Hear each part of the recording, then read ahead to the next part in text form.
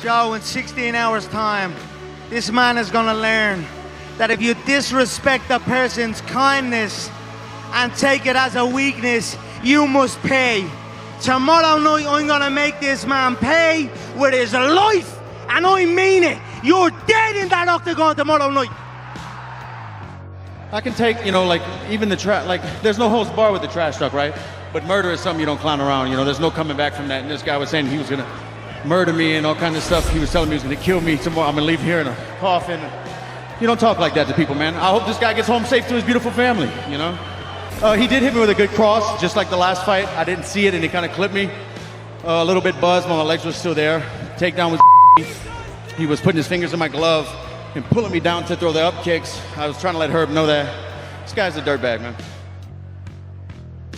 Selamat datang kemarin. Kalau dilihat dari tagan story Instagram Radio Tempur, hampir 90% menjagokan Dustin Poirier.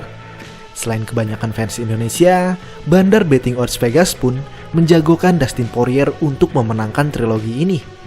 Dan benar saja, Sabtu malam waktu Amerika Serikat, Dustin Poirier menunjukkan pada dunia untuk tetap mengandalkan dirinya. Jika kemarin yang menjadi alasan Conor kalah melawan Dustin di pertemuan kedua mereka adalah kuda-kuda karatenya yang ia tinggalkan, kini di trilogi mereka Conor kembali datang menggunakan kuda-kuda karatenya. McGregor membuka pertandingan dengan spinning back kick sama seperti pertemuan pertama mereka. Dan kali ini Conor banyak menggunakan tendangannya, baik ke arah kepala, badan, maupun kaki. Namun kemampuan striking Dustin lebih unggul untuk menanggulangi semua itu, dan tetap menemukan celah untuk masuk meninju Conor. Bahkan combo hook kiri uppercut kanan Conor yang selama ini menjadi kartu asnya dibuat meleset oleh Dustin Poirier. Dustin mendapati Conor dan terus menerjangnya hingga memaksa Conor menelan ludahnya sendiri untuk menembakkan takedown. Sebelumnya, di Instagram Conor memberikan pernyataan menuju triloginya ini yang berkata bahwa yang pertama menembakkan takedown adalah pecundang. Dustin hanya balas tertawa. Dan menurutnya pernyataan Conor ini menunjukkan bahwa ia tidak percaya diri. Meskipun memang yang dilakukan Conor ini bukan murni percobaan takedown, melainkan lebih seperti clinch tinju untuk mengamankan diri dari gempuran Poirier yang tidak mau berhenti. Dari clinch ini, Poirier membawa Conor ke tembok pagar, dan lagi-lagi Conor dibuat menelan ludahnya sendiri. Conor melakukan sesuatu yang sama sekali tidak terduga oleh seluruh fans MMA.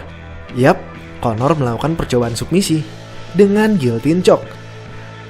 Hal ini ironis, mengingat sebelumnya dalam interview, Conor mengaku rekor MMA dirinya yang sebenarnya adalah 19 kali menang dan 1 kali kalah. Dia tidak mau mengakui kekalahannya atas Khabib, Nate Diaz, Joseph Duffy, dan Artemis Sitankov sebagai kekalahan. Di kamus Conor, kemenangan dan kekalahan yang murni haruslah melalui TKO. My record in mixed martial arts competition is 19 wins and 1 loss. I only count knockouts. Dustin's record is 13 wins, 2 losses. The only thing that's final in this business is a knockout. All the other the decisions, the taps, all that means nothing to me. I'm coming to take a man's head off, and that's it. You know what I mean? I was aiming to put a few holes in his head the last time. Now I'm going to put a few holes in his head and send it into the bleachers. Tapi di pertandingan kemarin, Conor justru menjadi fighter pertama yang melakukan percobaan submisi. Dustin Poirier yang merupakan seorang sabuk hitam Brazilian Jiu-Jitsu mampu dengan mudah keluar dari percobaan submisi ini. Meskipun dalam interview, Dustin mengaku sempat panik dan salah perhitungan, mengingat posisi mereka yang menempel pagar. Seusai lepas, Dustin menampilkan pemandangan yang membuat kita bernostalgia dengan ground and pound yang dulu Khabib lakukan pada Conor. Dalam ground and pound ini, Conor memang tidak sepasrah saat melawan Khabib. Ia membalas dengan tendangan dan sikutnya dari bawah. Namun juga dari sisi pelanggaran yang dilakukan Conor. Dalam pertandingannya melawan Khabib, Conor berulang kali melakukan pelanggaran, mulai dari memegang tembok pagar, menarik celana Khabib, hingga yang terakhir menarik sarung tangan Khabib. Dan dalam pertandingan ini juga, Conor menarik sarung tangan Dustin dan melakukan upkick ke kepala Dustin. Dustin langsung protes atas kejadian ini pada Herb Dean, tapi Herb Dean mengampuninya begitu saja. Dan saat Dustin sedang sibuk protes, Conor mengambil kesempatan untuk kembali berdiri. Meskipun berhasil berdiri, Karma sepertinya sudah siap menunggu Conor, dan Conor tidak bisa lari darinya. Conor dan Dustin saling melemparkan pukulan dan sama-sama meleset. Namun saat kembali ke posisi awal, Conor salah melangkah dan mematahkan ankle-nya. Sehingga Dustin Poirier menang TKO atas Conor McGregor. Ketika ada orang sukses, banyak orang yang akan mendoakan orang itu tetap sukses. Tapi banyak juga orang yang mendoakan agar orang itu jatuh. Tidak terkecuali Conor.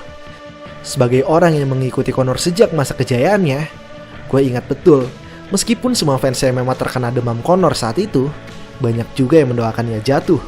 Mengingat trash talk-nya yang terkadang keluar jalur. Dan banyak yang berpendapat malam UFC 229 menjadi malam di mana karma yang selama ini ditanggung Conor menimpa dirinya. Tapi gua rasa dalam UFC 264 inilah momen di mana karma-karma itu benar-benar menimpa Conor. Dan di video Fight Recap ini kita akan bahas satu persatu. Dimulai dari karma yang pertama. Menariknya, karma ini tidak hanya menimpa Conor saat pertandingan saja, namun jauh sebelum pertandingan, yakni saat press conference. Seperti yang disampaikan sebelumnya, di masa kejayaan Conor dari tahun 2013 hingga 2016, hampir semua fans MMA demam Conor McGregor. Dan press conference Conor adalah panggung yang dinantikan fans MMA sebelum sajian utama dalam oktagon. Tiap kali Conor tampil di press conference, lawan Conor harus mempersiapkan mental matang-matang. Karena serangan tidak hanya datang dari trash talk McGregor saja, namun juga dari sorakan dan ledekan penonton yang hadir. Salah satu momen yang paling terkenal adalah press conference UFC 205 Alvarez versus McGregor. Salah satu penanya berhasil memanfaatkan momennya untuk menghina Alvarez yang menjadi lawan Conor. This question is for Eddie Alvarez. You've been mentioning that Conor McGregor is not a championship fighter. He only has 2 to 3 rounds. Yet in your professional career, you've only went to the 5th round twice and lost one of them. What the fuck are you talking about? What the fuck are you talking about? That's the champ! That's the champ! That's the fucking champ right there! Fuck you, man! Hey, what's your question? Dan kini, di tahun 2021, hal ini balik menimpa Conor. You have won exactly one fight since Barack Obama was president. Shut your mouth, I'll go down and smash your nose. Connor, I'll over get a down and fighter smash who your has nose, zero you wins rat.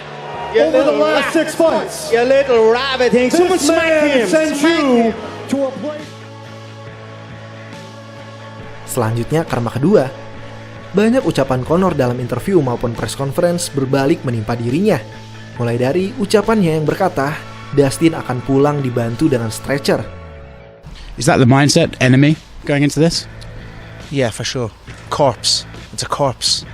What exactly is that? Do you feel he's changed since before the fight in January? Do you think he's changed? I don't give a fuck about him, to be honest. It's just how I am. He's a corpse, a dead body. A blank face. It's gonna get his ass whooped and took out on a stretcher. Dan yang terjadi justru sebaliknya. Seperti yang dikatakan Daniel Cormier melalui Twitternya. Gila rasanya kalau dipikir-pikir. Di akhir penimbangan berat badan, Conor bilang Dustin akan dibawa pulang menggunakan stretcher. Dan sekarang Conor yang dibawa pulang menggunakan stretcher. Men, permainan ini benar-benar gila. Angkat topi untuk sang berlian dari Lafayette. Dan Khabib pun ikut menyindirnya melalui Twitter. Sesaat setelah pertandingan, jurnalis MMA Camatkan Sandu mengumumkan bahwa Conor dibawa pulang menggunakan stretcher. Dan Khabib membalas, seperti yang dia katakan. Selanjutnya karma ketiga, yaitu kejadian yang paling tragis di malam UFC 264, di mana Conor mematahkan ankle-nya. Mungkin banyak fans yang tidak tahu bahwa dalam partai utama UFC 264 ini, sang mantan juara Rafael dos Anjos sebenarnya dijadikan fighter cadangan, manakala Dustin atau Conor mendadak tidak bisa bertanding. Rafael dos Anjos sebenarnya memiliki dendam lama pada Conor. Jika kita tarik mundur jauh ke tahun 2016, Rafael dos Anjos sebenarnya menjadi lawan Conor dalam kampanyenya menjadi double champ. Namun Rafael dos Anjos menarik diri karena cedera kaki yang dideritanya. Hingga akhirnya Nate Diaz lah yang menggantikan posisi Rafael dos Anjos ini. Dan akhirnya insiden cedera kaki ini justru menimpa Conor. Sehingga Rafael dos Anjos kemarin membahas kembali kasus ini melalui Twitternya. Katanya, ketika kaki saya patah sebelum pertandingan, orang ini menjadikan cedera saya sebagai lelucon dan terus menjadikannya bahan tertawaan selama bertahun-tahun. Rasakan omonganmu sendiri dan belajarlah untuk rendah hati. Dan terakhir, ketika mengetahui Conor kembali menjadi Conor yang gila, bukan Conor yang sopan lagi, sebagai fans MMA, gue excited dan menantikan press conference. Namun ternyata, penampilannya saat press conference mengecewakan. Yang membuat trash talk Conor spesial adalah permainan katanya dalam mengolok-olok lawan. Tapi saat itu, olokan Conor masih seputar kemampuan bertanding lawannya. Dan dalam press conference kemarin, kita seolah kembali ke tahun 2018. Trash talk Conor tidak lagi seputar kemampuan bertanding lawan, tapi merambat ke urusan pribadi. Dalam press conference melawan Khabib, Conor membawa-bawa ras dan agama. Dan dalam press conference melawan Dustin, Conor membawa-bawa istri Dustin Poirier. Memang tidak ada aturan dalam trash talk, apalagi ini adalah dunia bisnis di mana orang saling pukul hingga berdarah-darah. Tapi menurut gua, trash talk yang membawa urusan pribadi adalah tanda tidak percaya diri seorang fighter. Karena kehabisan bahan untuk men-trash talk lawannya dari segi petarung, Conor harus mencari bahan lain sampai-sampai ke urusan pribadi. Ketika Conor menggunakan trash talk ini, disitulah gue yakin Dustin mungkin akan memenangkan pertandingan. Dan ketidakpercayaan diri ini makin terlihat ketika fans bertanya apa prediksi dari Mystic Mac kali ini. Dan Conor tidak bisa menjawabnya. Ia hanya bilang, kalian harus bayar untuk menyaksikannya. Sang raja kini telah mati. Conor kehilangan semua sentuhannya, mulai dari laganya di panggung press conference hingga laganya di dalam oktagon. Tapi apakah sang raja benar-benar mati? Jawabannya tidak. Satu hal yang tidak dimiliki fighter lain selain Conor adalah kemampuan jualannya. Bahkan sesaat setelah kalah dan duduk tidak berdaya di kanvas oktagon pun, Conor langsung menjual pertandingan untuk laga keempatnya. Dan hasilnya, Dana White setuju dengan kemungkinan akan adanya laga keempat. Dustin Poirier pun sepakat. Menurut gue hal ini sangat penting. Dan jika Dustin berhasil mengalahkan Charles dan menjadi juara UFC Lightweight, maka di pertemuan keempat mereka, Conor bisa langsung lompat ke laga title fight. Dan sabuk juara UFC Lightweight akan menjadi taruhannya. Sebagai penutup, sang mantan juara UFC Lightweight Khabib Nurmagomedov memberikan ucapan selamat dan doa kepada Dustin Poirier melalui Twitternya. Katanya, kebaikan akan selalu mengalahkan kejahatan. Sangat senang denganmu Dustin Poirier. Semoga kamu bisa mendapatkan sabuk di akhir tahun ini. Demikian fight recap kali ini. Gimana, jagoan kalian menang gak? Tulis di kolom komentar ya. Terima kasih.